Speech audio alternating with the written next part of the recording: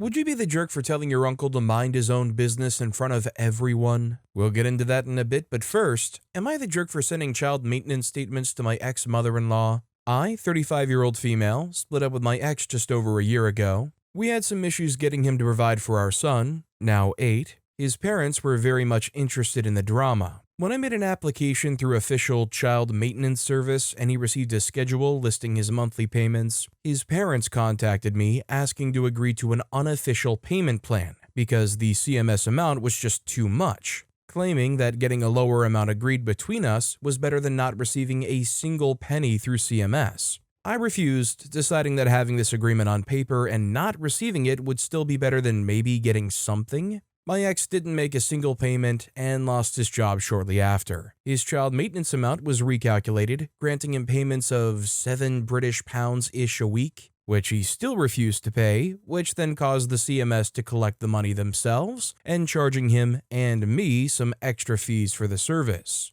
His parents were very much aware of it and complained about it, especially about the fees. He gets charged 20% and about the arrears that are still on the account. I'm sorry for the long intro, but I find it important. To the issue, it was my son's birthday last week. I took time off and took him on a too-short stay at one of the UK's theme parks. When his dad and his family found out, I received a call from his mother complaining that now that I live off of her poor son, I can afford taking my kid to trips like this and making his dad look bad in comparison. For context, we've been to multiple theme parks over the years, including last year, when my ex still refused to pay a penny for his son. I couldn't help but laugh. In hindsight, I appreciate that it was immature. I just couldn't collect myself quickly enough and told her to not contact me about this issue again. Well, she messaged me shortly after. I received a wall of text basically telling me off for making her son struggle when I spent his money on memories and making myself look like the better parent.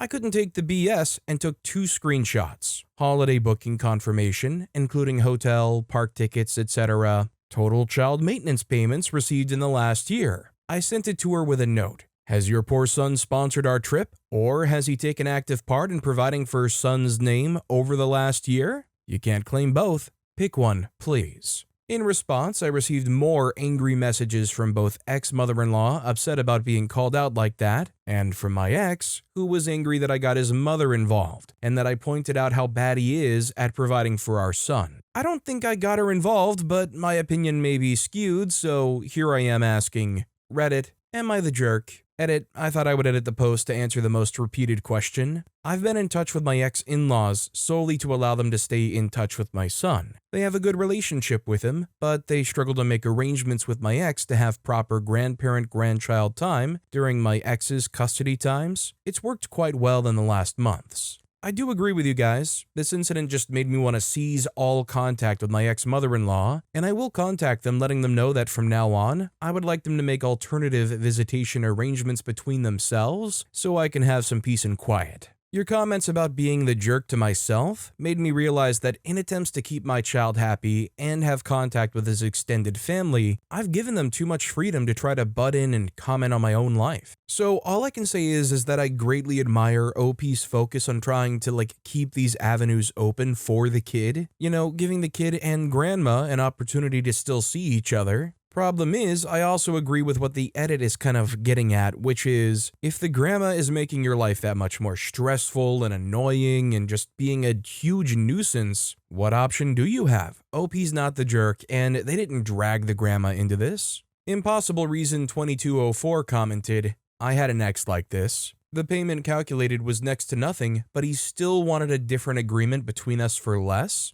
I had it collected from the start. He worked under the table to avoid it. Luckily, I didn't have his parents to deal with like you do. I feel for you. From the moment I got divorced, I promised myself that I wouldn't let his issues decide our lives. I took my kid on trips into theme parks and put him through private school on my own. He's grown, and his dad was never a part of his life. He never missed him. Not the jerk, and good on you. You're a good mom. Also, hi, I'm Steven, and if you guys enjoy getting to decide whether or not all of these people are jerks, why not hit those like and subscribe buttons down below? Our next story is, am I the jerk for being part of a group saying no to a big event in our gardens? I, 50-year-old female, live in a big apartment complex which is converted and a grade 2 listed building. For non-UK, it means it has historical significance. We're lucky to have big communal gardens that create a nice space at the weekends to sit out with friends or solo. In recent years, neighbors have taken to holding large, 50-plus parties that essentially mar days, evenings, and nights at the weekends with loud music, external guests parking in resident bays, litter, using our grounds as a toilet, no facilities except in flats, and sometimes noise going on until the early hours.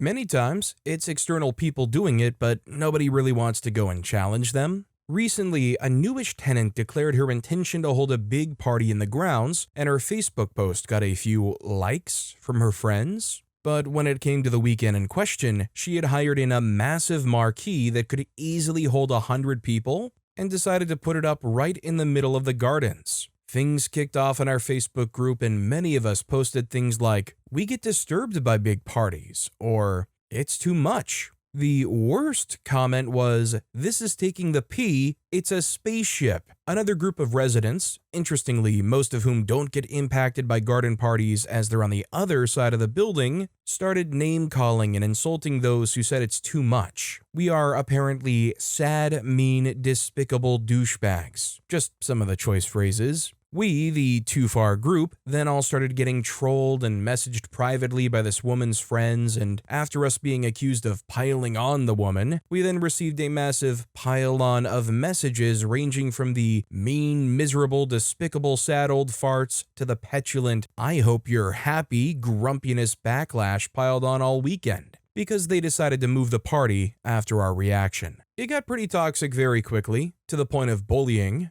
We said no, and apparently that became hurty words. There may have been more to it from some individuals, but comments from our side were really tame. They made it personal at us. So, am I the jerk for being part of the no group? Should we just have sucked it up, closed our windows, and stayed inside? By the way, there is a space in the garden to share, but the location meant finding a spot to sit would be loud wherever we were, and generally, we would have to put ourselves far away in the garden, a long way from our own flats. Background: it's against our lease to hold big parties because of the disruption. This was an event, not a party. No toilets, guests would use our garden, and no UK public space. For example, parks would allow this to happen. So here's the thing. Unless this is like some very small formal gathering for like some relatives, kids, kindergarten graduation or something, I think basically OP would never be the jerk for saying, "Yeah, I don't want anything that I'm kind of entitled to, having a big noisy party at it." Is it maybe a little bit of like Karen vibes or something? Sure, but like OP's kind of entitled to say, "As a resident,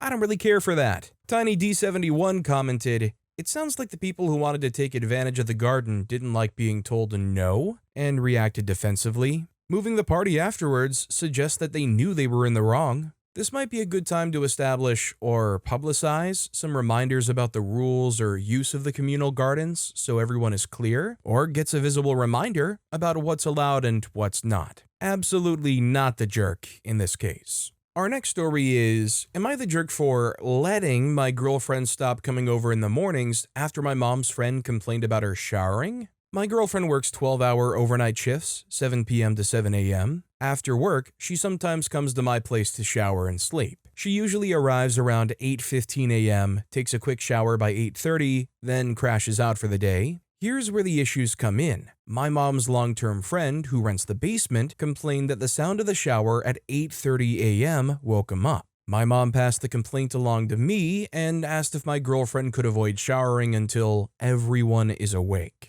I told my girlfriend, and she felt uncomfortable continuing to come over, understandably, in my opinion. After working all night, the last thing she wants is to feel like she's disturbing people just by taking a basic shower before bed. So she decided not to come over in the mornings anymore. She didn't cause drama or make a scene, just quietly adjusted. I later told my mom what my girlfriend decided, and she got upset not because of the shower, but because my girlfriend chose to stop coming over in the mornings. My mom insists that it wasn't her intention, but from our perspective, asking someone not to shower after a night shift pretty clearly sends the message that their presence is disruptive. For context, I also pay rent in this house. My mom's friend has lived here for years and pays rent too. We all share the space. It's not like my girlfriend was being loud or unreasonable, just taking a 5 to 10 minute shower in the morning, which seems pretty standard. Now my mom's upset with me, but I feel like I handled it fairly. I passed the message along, my girlfriend made a calm and mature decision, and now somehow I'm caught in the middle.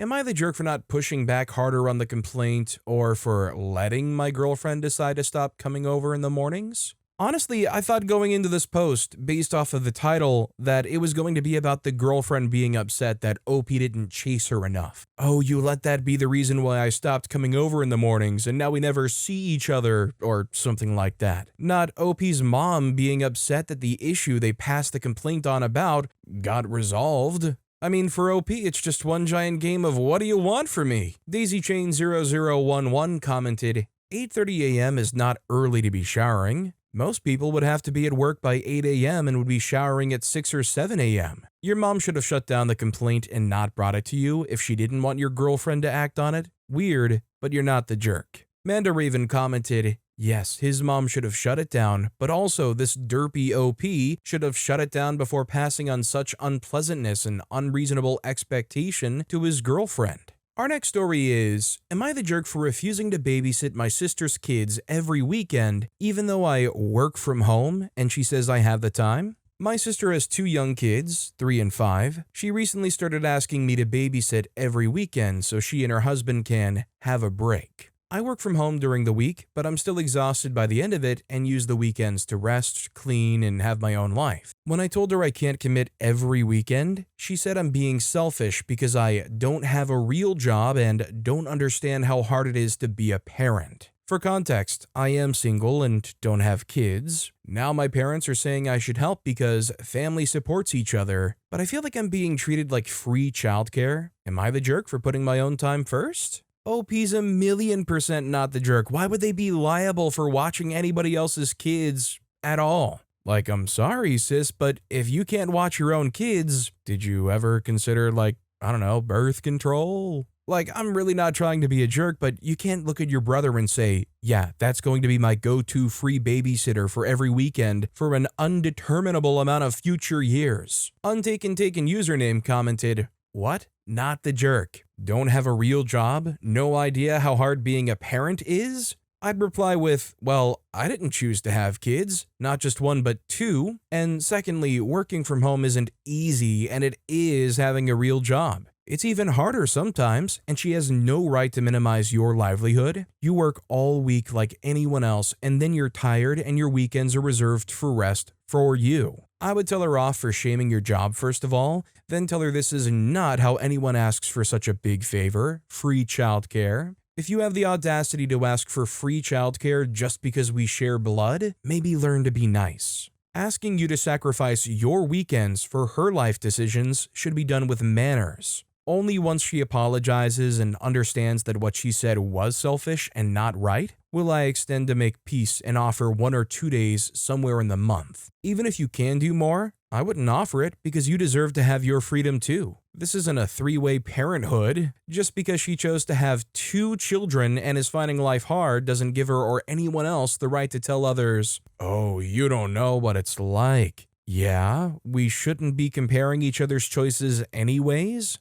If she argues once or twice a month, that's insane. Well, tough. Hire a babysitter you can grow comfortable with. Our next story is, am I the jerk for not driving to my mom's house after she said she might need 911 and then went silent? I'm 22-year-old female. Last night, my mom called and said she wasn't feeling well. She was nauseous, raspy sounding, stuttering, throwing up, and said, I think I might need to call 911. As a nursing student myself, I asked questions to understand what was going on. She said she didn't have chest pain or breathing issues, and that her heart and lungs felt fine. She mentioned that she had eaten meatloaf and an edible earlier. Based on that, I told her it could be a bad reaction to the edible or a panic response. I offered to call 911 for her, but she said no, that she didn't want anyone to see her without clothes on. Then she asked me to come over. I paused and asked, for what? Trying to understand what she needed from me. She didn't answer the question. Her tone changed completely and she said, never mind, don't worry about it. I need to focus, love you, and hung up. She hasn't responded to any texts or calls since. I considered driving to her place, it's about 45 minutes away, but she's done similar things in the past where she creates urgency and then disengages. It's hard to tell when it's a genuine emergency versus emotional pressure. I decided if I didn't hear back by morning, I would call in a wellness check. Still, I'm wondering if I should have just gone anyway. I don't want to assume the worst, but I also don't want to keep falling into emotionally manipulative situations either. Am I the jerk for not going up there personally to check on her because of her patterns? Edit, the police were called, and my mother is okay. She's very upset that I didn't go up there to see her, and she doesn't want to communicate anymore. She says she's alone and no one cares about her and that I broke her heart. Honestly, as messed up as it seems, I'm really relieved. I'm even more relieved that my mother is okay, but I think it's best as well that my mother and I pause communication for a while to heal. Thank you all for your thoughts.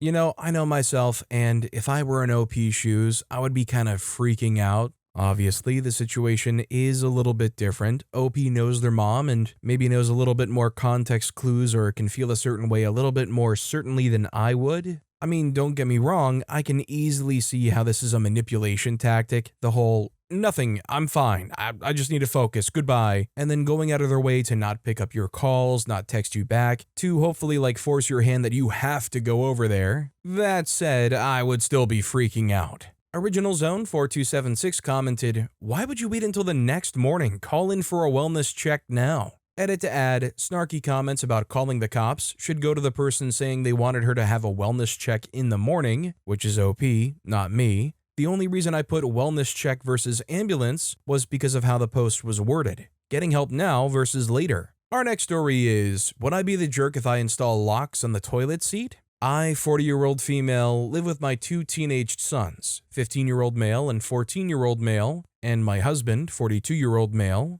Recently, we remodeled a room for my 15-year-old to have his own bedroom, but he has to share the same bathroom as me and my husband. Prior to this room change, I didn't have an issue with the toilet seat being left up because it rarely happened. This last week, I have had to replace the toilet paper a lot more frequently and can't go into the bathroom without having to touch the dirty toilet seat to put it back down. Of course, every time I ask who left it up, everyone always says, "Oh, it wasn't me." My husband backs me up when he's awake. He works night shift for context. But considering that means that the 17 hours he is either at work or asleep, I am stuck being the parent in charge. Tonight was the last straw. I walked in to go use the bathroom before bed and had to shut the lid down again. This is the 7th time today. When I told my son either put the lid down or use the other bathroom, he smarted off, "Well, you're the only female in the house. Why should we have to close the lid?" I have had enough of his attitude, considering I've been busting my butt to ensure he had his own bedroom. Seriously feels like I'm the only parent most days because of my husband's work schedule. I threatened to put a child lock on the seat, and my son responded with,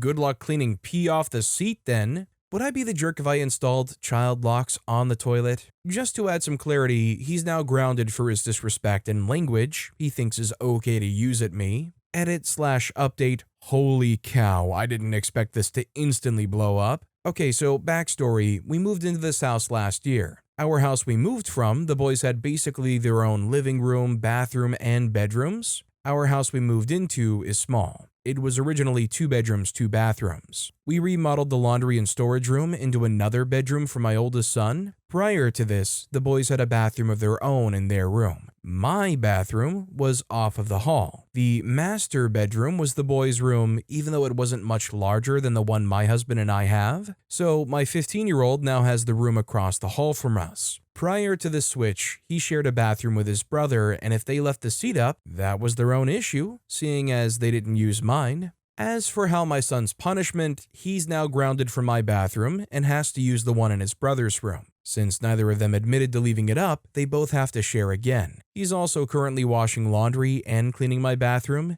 His words were, "I'm sorry for what I said, and I understand why you are mad." So OP's pretty clearly not the jerk. First of all, it's literally their bathroom. If you have more than one bathroom and they don't respect said bathroom, you are the parent and you have a right to enforce that. Especially when your kid wants to be so smart as to say, "Good luck cleaning pee off the seat." Cryptic Believer 1 commented, "Not the jerk. Son needs an attitude adjustment or he's well on his way to being the kind of man women avoid with that level of disrespect and entitlement. You're the only woman, so why should we have to put it down? Maybe because you should be respectful of the women you live with, even if it's just one? Our next story is, am I the jerk for telling a 14-year-old boy what a period is? I, 16-year-old female, am on vacation with my cousins, 15-year-old female and 17-year-old female, and my cousin's cousins from this side of the family I'm not related to. They're a big family, but the only ones relevant to the story are 14-year-old male and maybe twin girls, 11. I have on and off lived with my aunt and uncle my whole life, so I'm very close to my cousins and semi-familiar with their cousins. We sometimes celebrate holidays and events together, but I don't really consider them my family. All that to say, today, me and all the cousins were getting ready to go to the beach, and my younger cousin, I'll call her C, was taking a long time in the bathroom because she was trying to put a tampon in for the first time. I was outside the door because the lock on that bathroom is kind of broken and doesn't always work, and the 14-year-old, A, was there basically just being annoying and trying to make C get ready faster. Eventually, C says something about how he doesn't get to rush her because he doesn't have to deal with a period, and A has no idea what she's talking about. I tell him to go ask his mom, and he runs off, and I assume that's the end of it. Later, when we were at the beach, A comes back to me and says that his mom won't tell him, and I'm like, did she say why? And he's like, she said it's only for girls to know. And I kind of laugh and my cousins are like, that's kind of ridiculous. So A asks again, and eventually I read off like the Planned Parenthood definition off my phone.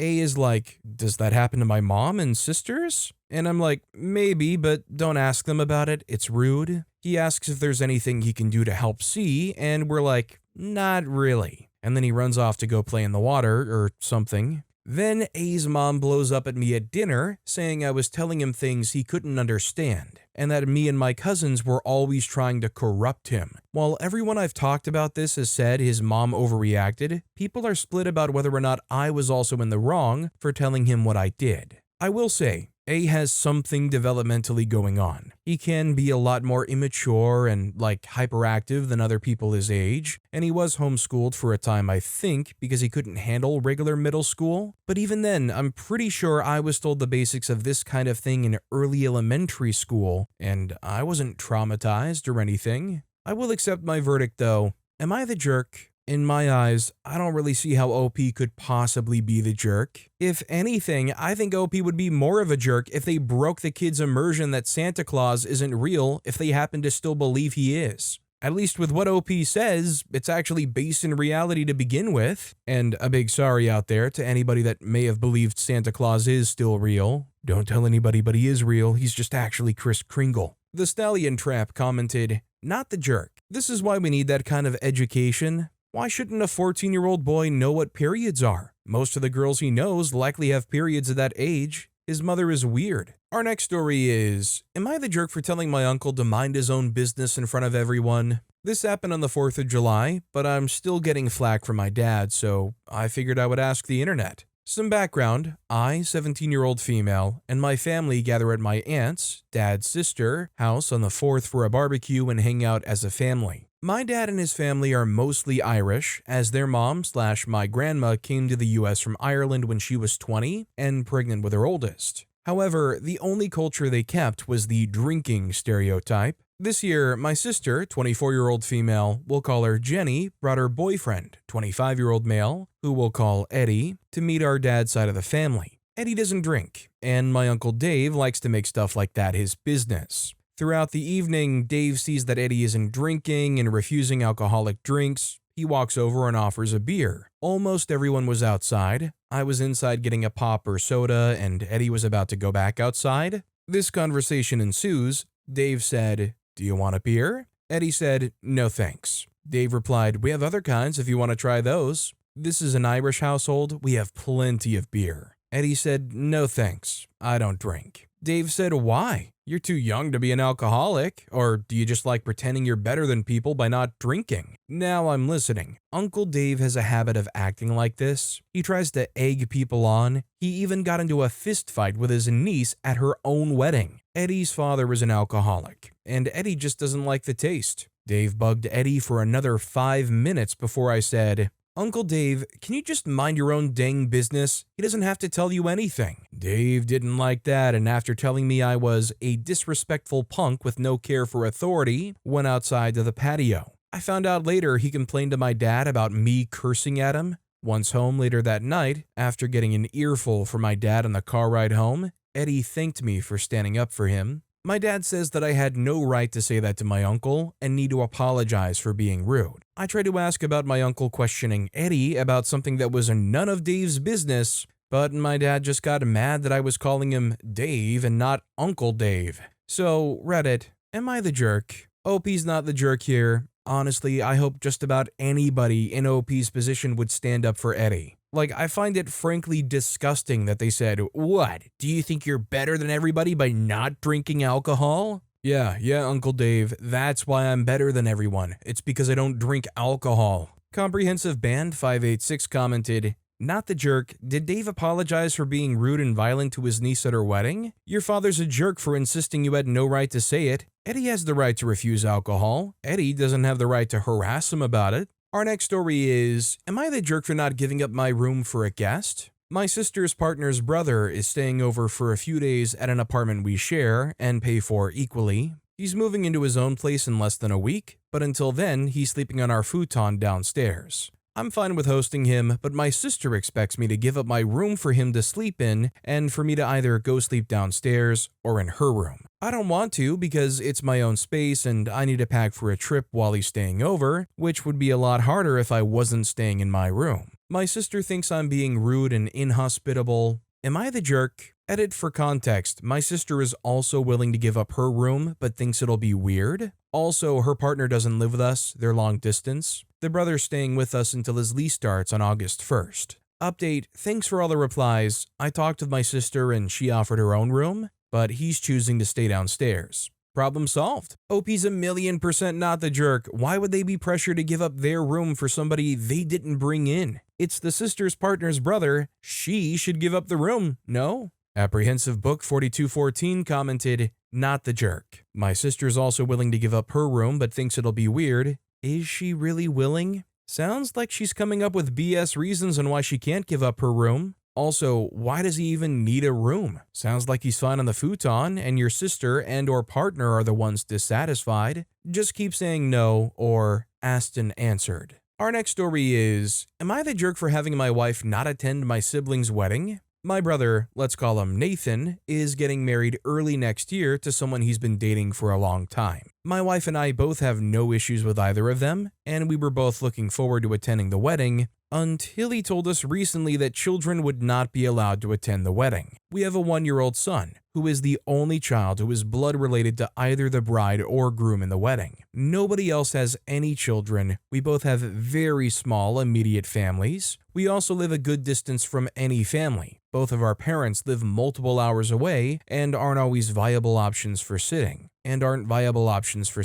through a variety of circumstances and or attending the wedding themselves. We were obviously very disappointed to find out that they wouldn't want kids at the wedding, considering the only blood relative affected was our son, but chose to respect their wishes. Now we've made the decision to have my wife not attend so that she can watch my son, considering that I am involved in the wedding as the best man. My family's upset about this, saying we should find alternate accommodations so that my wife can attend the ceremony at least. Are we the jerks here? We didn't make this decision out of spite. We were upset at the decision that they didn't want the only nephew involved, but we made this decision as necessity because we have nobody else to watch him. We also don't feel that we should hire somebody who we don't fully trust or know, just so she can attend a wedding for people who didn't want our son there in the first place. Edit, I forgot a few key pieces of information. The wedding was roughly an hour away from me, so it's not super close. My brother wants the groom's party to stay overnight, which makes it more difficult, which means we would need overnight accommodations.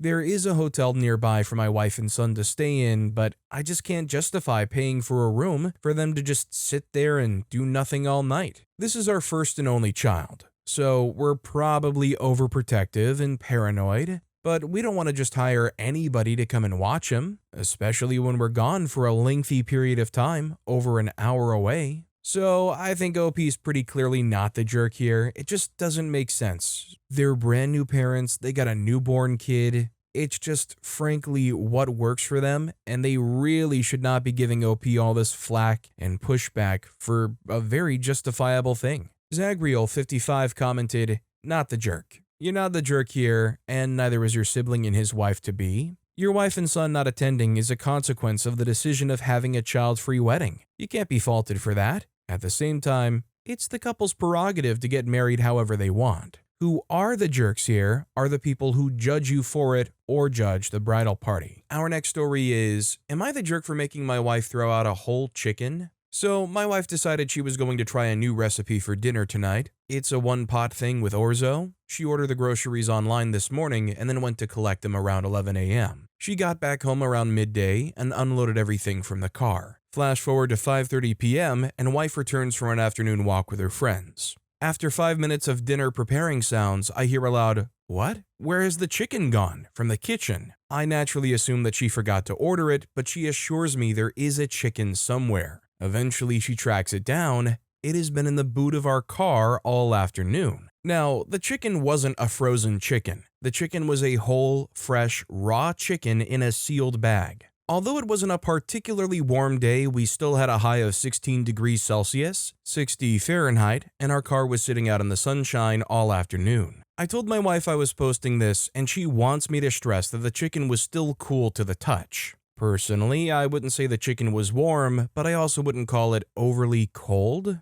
It's safe to say it was somewhere between fridge temperature and room temperature. After finding the chicken, I tell my wife I don't want to eat the chicken. She tells me we're going to eat the chicken. I go back to the couch and start Googling how long you can leave a chicken in the car for. I go back to the kitchen and tell my wife I don't want to eat the chicken. She tells me we're going to eat the chicken. I explain that I've Googled it and we shouldn't eat the chicken. She keeps preparing the chicken. We have a back and forth like this for a while, at which point I pitch the idea that she can have the chicken and I can just make something simple for my dinner. She's not thrilled because she wanted to make this meal for me. At this point, I tell her I'm not going to eat it and I feel like I'm being made to eat a chicken against my will. She then proceeds to walk out the door, get in the car, and head off in search of another chicken from the store. I feel like a bit of a jerk about it. I also feel like we may have wasted a perfectly good chicken. Having been somebody that's eaten some bad chicken before and subsequently experienced all the pleasant delights it brings you, I don't really blame OP for not wanting to eat that. You know, in general, as far as like expiration dates go and guidelines, usually it's kind of like an overly safe thing, and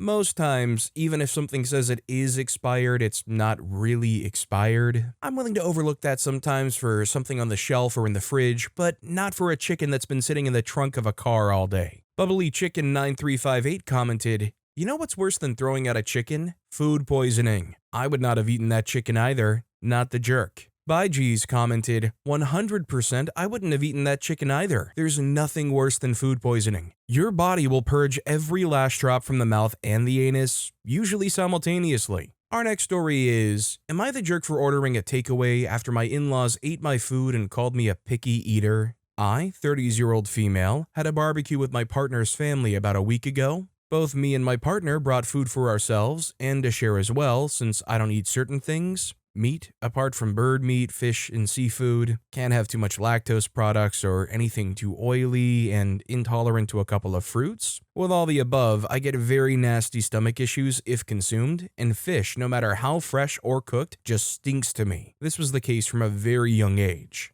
The food we brought included some chicken pieces, wings, and veggies like asparagus, potatoes, and corn. After we got settled, I went to grab some of the food we brought to find out all of it is gone. I questioned my father-in-law about it as he was in charge of the grill, and he told me other family members ate it first. I've pointed out that it was the food we brought ourselves and intended to eat ourselves too, but both father-in-law and mother-in-law dismissed me and said that I'm just a picky eater since there's still food left on the table. Beef and pork, which I can't eat. I got annoyed and just ordered a takeaway for myself. I don't have stomach issues after eating from the place. My in-laws called me a jerk since I haven't asked anyone else if they wanted to order too, and because it made some of the kids upset. The kids in question are all between 14 to 35 plus in ages. My partner is torn in between, and my in-laws are still making sparky comments and calling me a spoiled princess. Added a few points that were missed. As stated at the beginning, both me and my partner brought food for ourselves and to share. 3 full bags in total. It's quite common here in the UK to do so. I couldn't have left as the in-laws live a couple of hours driving from us. We were staying over and I wasn't the driver. The father-in-law was in charge of the grill due to his own rules. He splurged on an expensive new one not so long ago and would refuse anyone near it. We had some pre-made snacks, but obviously snacks are not really that nutritional or healthy to consume on their own.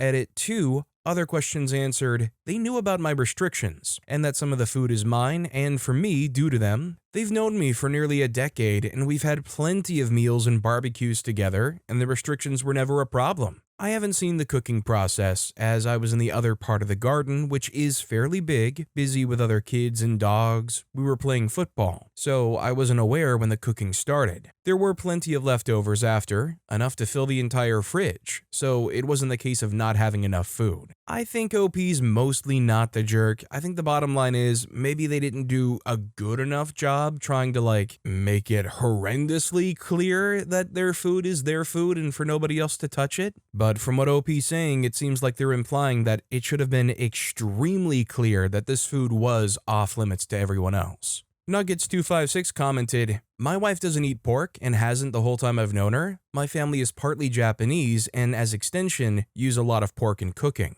When we have family cookouts, there's a staple recipe that my dad cooks that's one of his favorite things his mom made while she was alive. But it includes bacon. As soon as he found out she didn't eat pork, he immediately changed the recipe to turkey bacon, and the whole family always tries to limit pork used around her. It's wild to me that they're not accommodating you, and especially that your partner isn't standing up for you, not the jerk." Our next story is, am I the jerk for not asking my fiance's twin sister to be my bridesmaid? I, 22-year-old female, am getting married to my fiance, 24-year-old male, next year, and we're in the middle of planning everything. We've just started figuring out the wedding party, and I've asked a few people to be my bridesmaids. One of our closest friends, and also his stepsister. The issue is that my fiance has a twin sister, and she recently found out, not from us but through other people, that she's not part of the bridal party. She texted my fiance and said she was really hurt and confused, especially since we included his stepsister, who isn't blood related, but not her. She said she's not trying to change our minds, but just wanted to understand why and talk about it.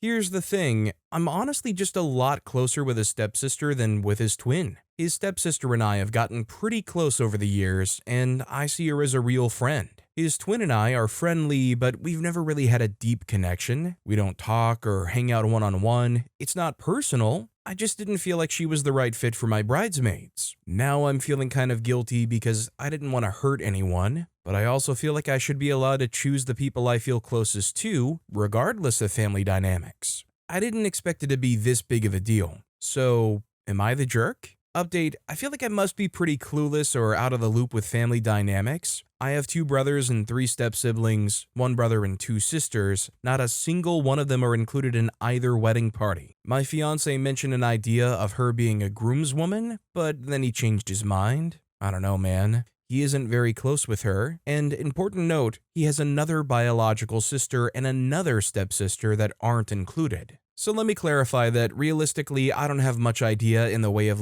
wedding etiquette and what you should or shouldn't do for your groomsmen or bridesmaids and whatnot. With that in mind, I definitely get the idea of including your partner's siblings, but is it really worth being taken so personally if they're not? Bitter Paramedic 531 commented, "What does not the right fit mean exactly? You are entitled to have who you want as your bridesmaids, but this is his twin sister. It would cost you nothing, bar a dress depending on which country, to include her, and would go a long way to building strong family ties. I am leaning towards you're the jerk because I suspect more is going on here than your post suggests." Our next story is, am I the jerk for getting mad about a Brita jug?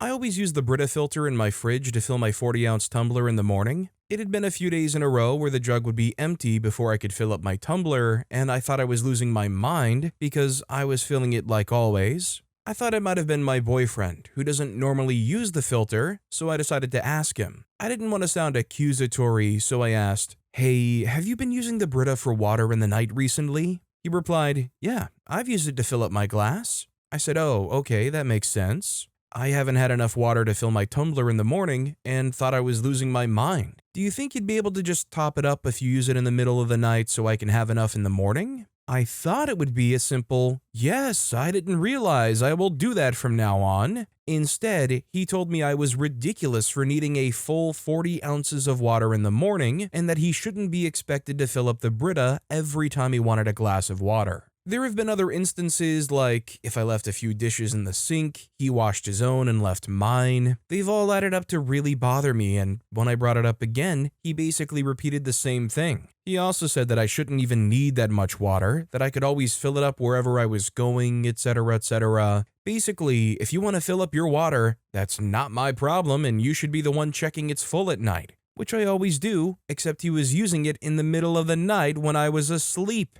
I told him that if my partner isn't willing to do something as simple as taking a few seconds to fill a jug so I can have enough water to fill my cup in the morning, that was incredibly selfish and not a life I was looking forward to. We've been together for almost 4 years and been through each other's side for a lot. Our relationship isn't abusive, there's been no cheating or anything, so now I'm wondering if I'm just blowing this out of proportion. To me, it's more about the principle, not the incident. Like, if you loved someone, you should want to help them out in small ways like that. But maybe I'm being unreasonable. I don't know, help. Am I the jerk? So I definitely think this is one of those things that you need to have the maturity to accept and recognize in a relationship. Otherwise, these are the kind of little things that are going to slowly chip away until you wake up one day and a person that you feel like you should be deeply in love with, you kind of just resent. That said, I feel like it's pretty simple. If you go and use the water pitcher, put back what you took from it.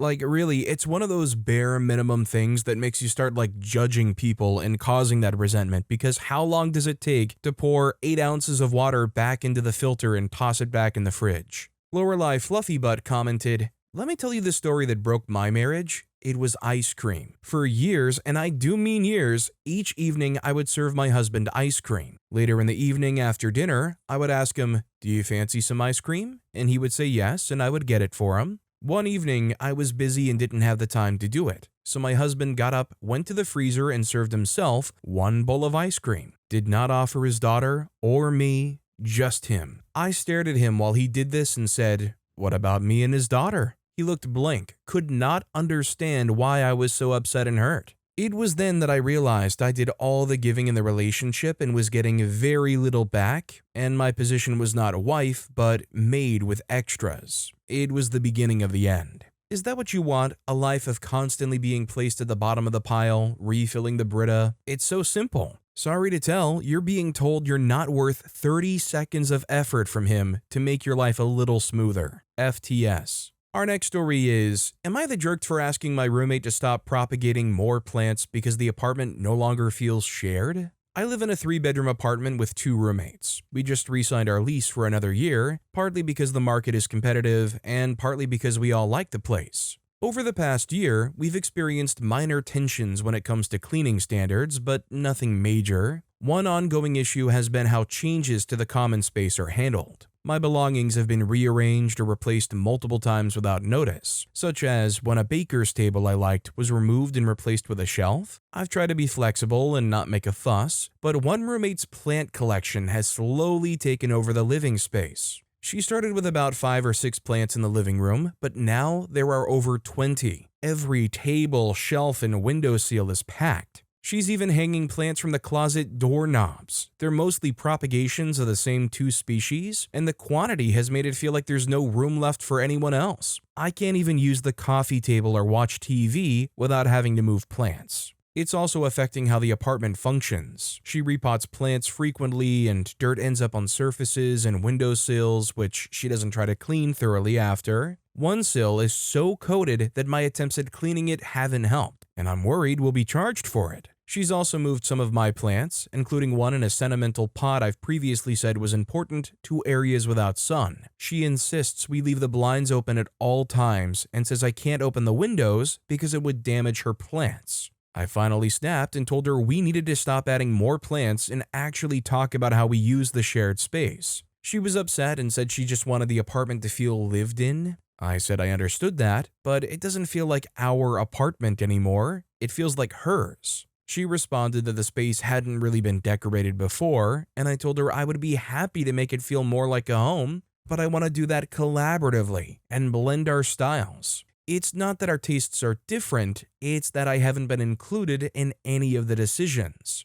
I wasn't trying to be mean, and I get that plants bring her joy. However, I feel that there has been no real collaboration, and I'm constantly expected to adapt without any room for compromise. Am I the jerk? Edit/info. My roommate already has about 20 plants in her bedroom. She has the largest room in the apartment, and it gets a lot of light because of a south-facing window. The living space also has south-facing windows, so it gets a ton of sun during the day and honestly feels like a greenhouse at midday. My bedroom has a north-facing alley window, so there's very little natural light. That's why my sentimental plant pot is in the living space. It needs sun, and the living room is the only real option for it. There are also plants in the kitchen. Her process involves propagating the plants on the kitchen windowsill and moving them into the living room once they have rooted. So it's not just the living room, that's their final destination. We now have sticky gnat traps in nearly every plant. I know gnats are common with houseplants, and I've dealt with them myself, but the sheer number doesn't help. The baker's rack I mentioned wasn't thrown away. It's currently sitting in one of our closets, which takes up a good chunk of our storage space.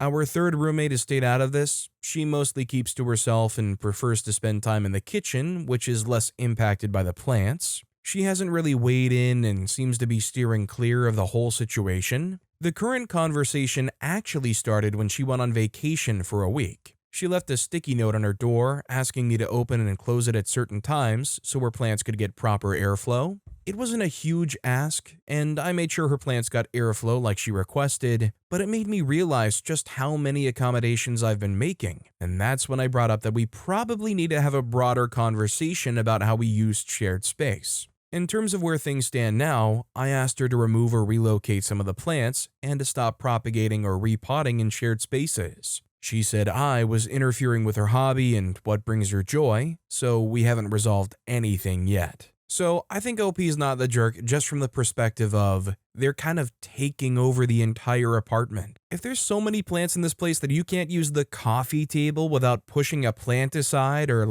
open a door without pretty much handshaking a plant, it's gone a little bit far, no? The Chaotic Storm commented, not the jerk. It's an apartment, not a greenhouse. If her hobby, which appears to be plant hoarding, is taking over common spaces, it needs to be addressed. Lumpotion Lady commented, she has a bedroom, presumably with a window. Her hobby should move into her bedroom. She can do research to find plants requiring less sun if she wants to fill all the open spaces in her bedroom. It seems more fair that if all tenants like plants, decide on the total number you can all agree on for shared spaces. Then, designate spaces where plants can be placed with max size for each spot, number the spots, and then each roommate takes a turn drawing a folded, numbered slip of paper from a bowl. You get the spots you draw for your plant spots. Our next story is, am I the jerk for telling my sister she should contribute after she yelled at me for using her stuff? My 16-year-old female family is not very well off. We live in one of the most expensive cities in the country, top 20 most expensive in the world. My dad owns a small business and my mom's an elementary school teacher, so we're not really rich.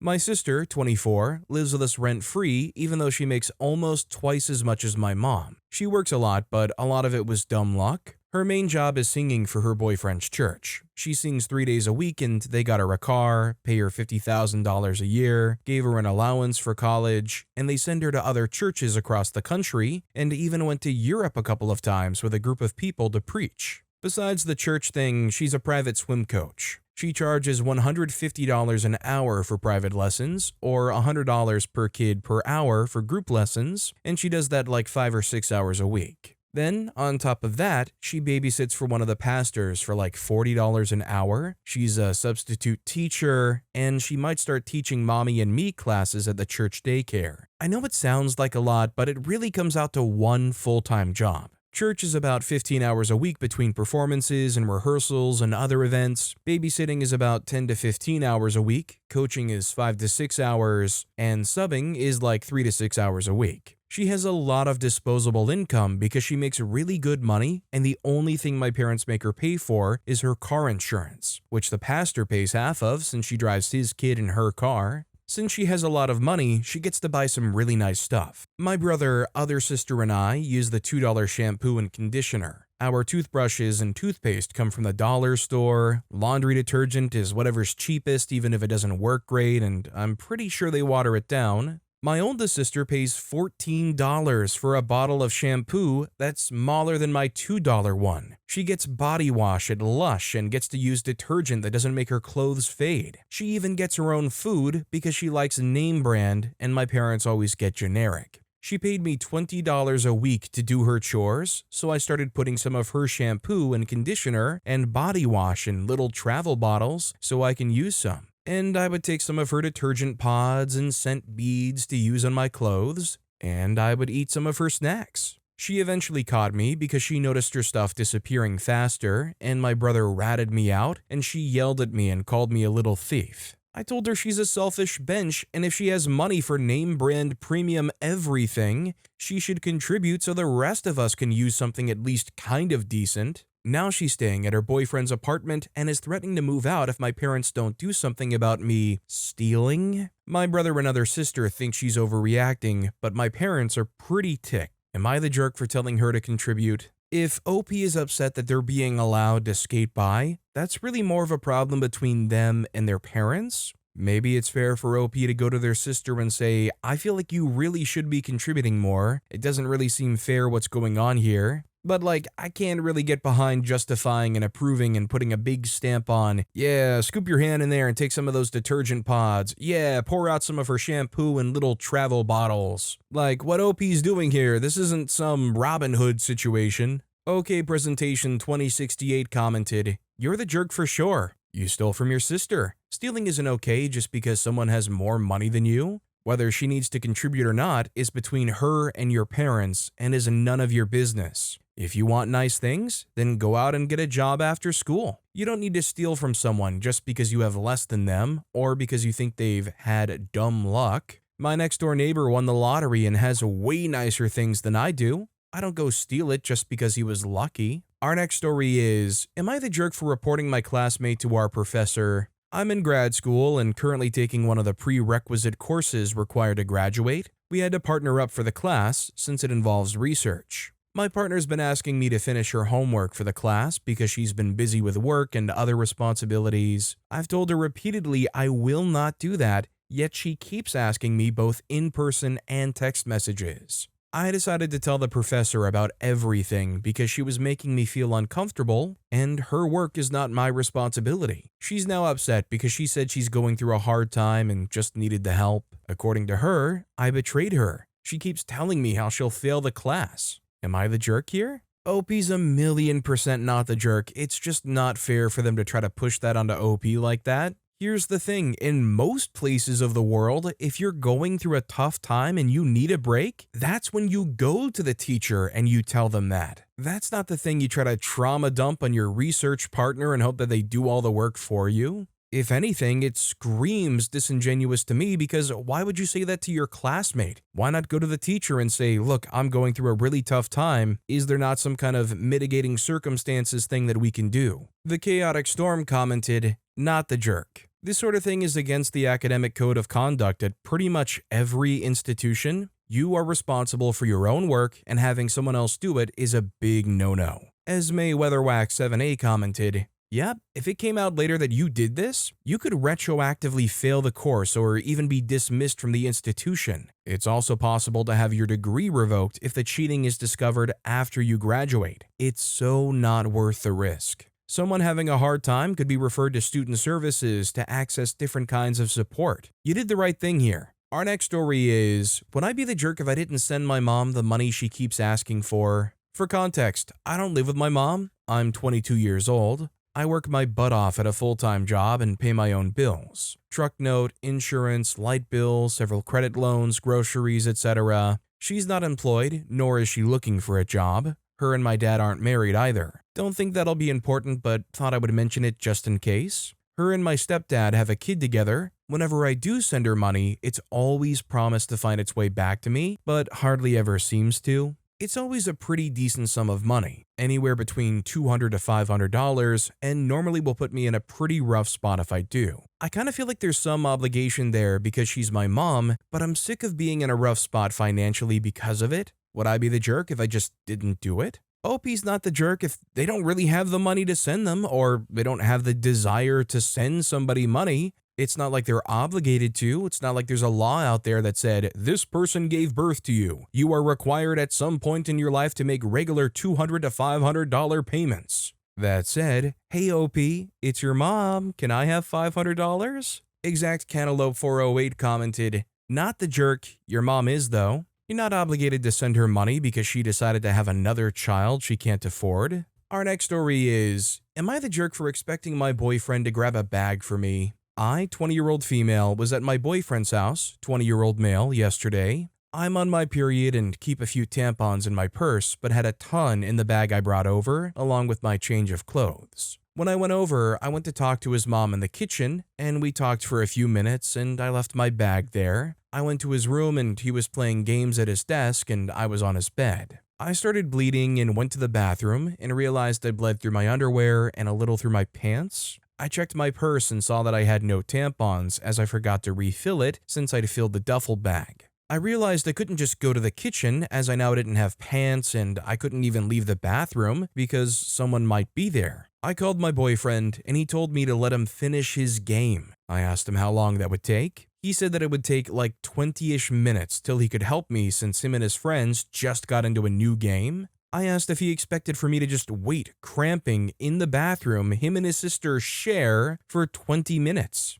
He told me that me not having tampons in my purse wasn't his problem and that he wasn't going to sell his game for me. I said that he was being really mean. When he finally came, I told him I was upset that he made me wait, and he told me that he didn't know what I expected him to do and that I needed to manage myself better. I said even if I did, I still would have bled through, which is why I couldn't leave. He told me that I could have figured it out. I told him that I literally couldn't, and he just said whatever, and I went home a little after that, and I'm starting to think that I could have planned a little better for it. OP's 1,000,000% not the jerk. Like, I don't know what game this guy is playing. I get it though, you're hanging out with the boys. It probably doesn't happen that often if it's anything like me, and they're probably in a live game like Call of Duty or something. You don't want to like hold everybody up, you don't want to like mess up your KDR or whatnot, but it literally would take like 10 seconds to dash out, grab the bag, dash back in, throw it at her in the bathroom, and go right back to gaming. You know, I hate to be the whole, I'm an online commentator and urging you to break up with this man instantly, but I would say a behavior like that is definitely at least like worth considering long term. Is this okay? Lainey commented, my husband and I were on vacation earlier this month when my period decided to start early.